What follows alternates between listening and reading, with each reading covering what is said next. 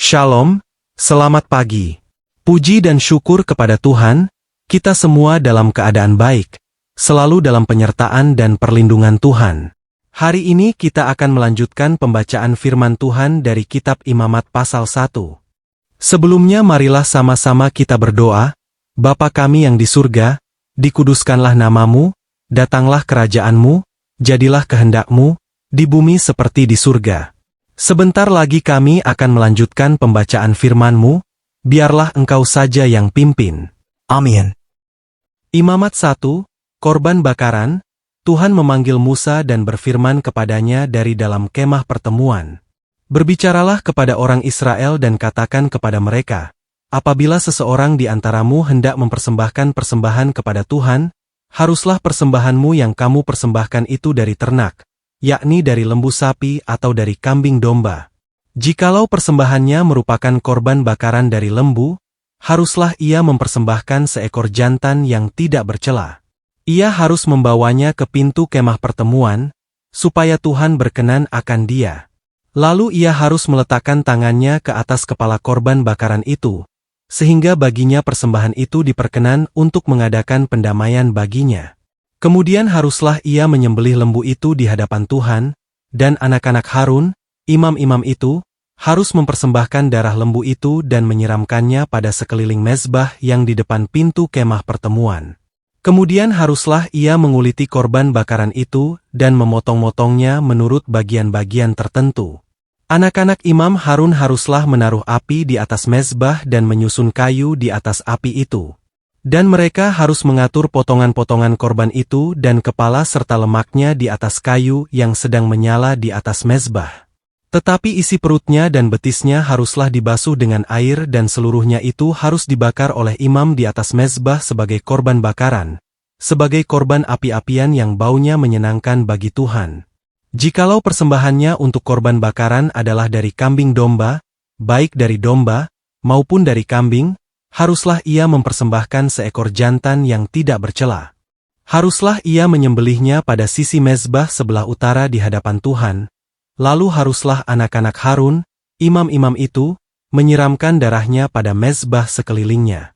Kemudian haruslah ia memotong-motongnya menurut bagian-bagian tertentu, dan bersama-sama kepalanya dan lemaknya diaturlah semuanya itu oleh imam di atas kayu yang sedang menyala di atas mezbah. Isi perut dan betisnya haruslah dibasuhnya dengan air, dan seluruhnya itu haruslah dipersembahkan oleh imam dan dibakar di atas mezbah. Itulah korban bakaran, suatu korban api-apian yang baunya menyenangkan bagi Tuhan. Jikalau persembahannya kepada Tuhan merupakan korban bakaran dari burung, haruslah ia mempersembahkan korbannya itu dari burung tekukur atau dari anak burung merpati. Imam harus membawanya ke mezbah, lalu memulas kepalanya dan membakarnya di atas mezbah. Darahnya harus ditekan keluar pada dinding mezbah. Temboloknya serta dengan bulunya haruslah disisihkan dan dibuang ke samping mezbah sebelah timur, ke tempat abu. Dan ia harus mencabik burung itu pada pangkal sayapnya, tetapi tidak sampai terpisah. Lalu imam harus membakarnya di atas mezbah, di atas kayu yang sedang terbakar. Itulah korban bakaran, suatu korban api-apian yang baunya menyenangkan bagi Tuhan. Amin. Berikut makna dari Kitab Imamat pasal 1. 1. Korban bakaran sebagai penyerahan total. Korban bakaran dipersembahkan sepenuhnya kepada Tuhan dan habis dibakar. Maknanya, hidup kita seharusnya diserahkan sepenuhnya kepada Tuhan, tanpa sisa. 2. Memberi yang terbaik kepada Tuhan. Hewan yang dipersembahkan harus yang tidak bercacat.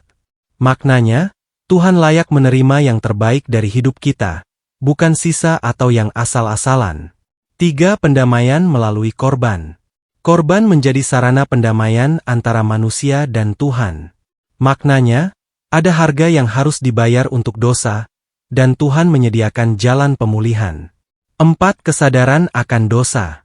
Proses penyembelihan dan pengorbanan mengingatkan betapa seriusnya dosa.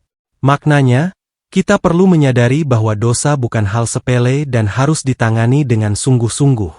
5. Ibadah yang berkenan kepada Tuhan. Korban yang dipersembahkan dengan benar menjadi bau harum yang menyenangkan Tuhan. Maknanya, Tuhan berkenan pada ibadah yang tulus, dilakukan dengan hati yang benar. Kesimpulannya adalah, Imamat pasal 1 mengajarkan bahwa hubungan dengan Tuhan membutuhkan penyerahan total, kesungguhan hati, dan kesadaran akan dosa. Tuhan rindu umatnya datang dengan yang terbaik dan hidup yang dipersembahkan sepenuhnya kepadanya. Demikian pembacaan firman Tuhan beserta maknanya untuk hari ini. Sampai berjumpa lagi besok. Tuhan Yesus senantiasa memberkati kita semua. Amin.